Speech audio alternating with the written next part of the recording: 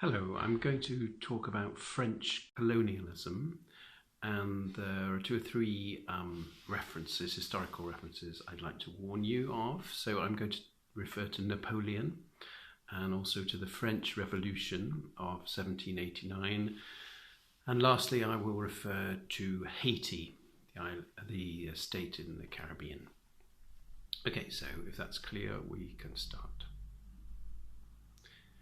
Over the last 500 years, we've seen European states expand their influence across the globe by colonialism. And France is often seen as occupying second place in this process behind the British Empire and its spin-off, the United States of America. This is because in the 18th century, the Kingdom of France was beset by many failures in its colonial rivalry with Britain, and as a result, both India and North America came almost entirely under British control. After the French Revolution and the defeat of Napoleon, the French Republic had some success building up a new colonial empire in Africa, Indochina, and the Pacific. But the disaster of the two world wars in the 20th century, and also the spectacular success of the United States of America in the same century, has led to the present situation, where France plays second fiddle to the US-UK duo in global business and politics. Nonetheless, France and French colonialism have helped to shape the modern world, and the French still have very much their own perspective on the world, unlike smaller European countries which now tend to see the world outside Europe through the prism of English-speaking media.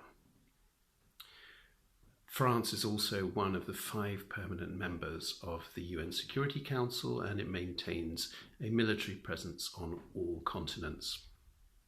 And the history of French colonialism is also interesting, I think, in the context of the recent resurgence of controversy about racism in the West and the Black Lives Matter movement. The ideals of the French Revolution in 1789 were encapsulated in the 3 words liberty, equality, and fraternity. And indeed, these 3 words still constitute the motto of the modern French Republic. But in the beginning, in 1789, it was unclear whether these ideals of liberty, equality, and fraternity were intended to extend to women and slaves as well as white Frenchmen. In any case, the black slaves in the French colony of Haiti in the Caribbean decided to take matters into their own hands after the French Revolution and rebelled against their white masters in 1791, calling for liberty and equality. What followed was years of a very messy and bloody racial conflict in Haiti, with blacks fighting against whites.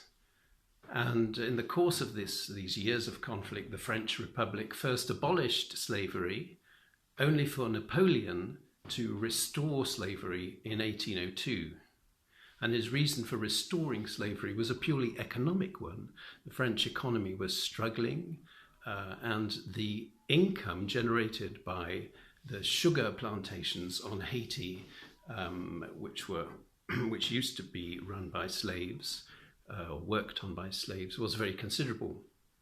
However, the seeds of liberty and equality had already been sown in black people's minds on Haiti, and ultimately their rebellion was successful, and Haiti became the world's first independent state ruled by black people in 1804. Subsequently, and not surprisingly, Haiti was ostracized by the international community, which felt threatened by this new independent black state. And Haiti also struggled under the burden of a huge financial debt to France. But I think that the establishment of the world's first sovereign black state can still be seen as part of the positive legacy of French colonialism in the context of the recent arguments we've been having about racial equality in the West.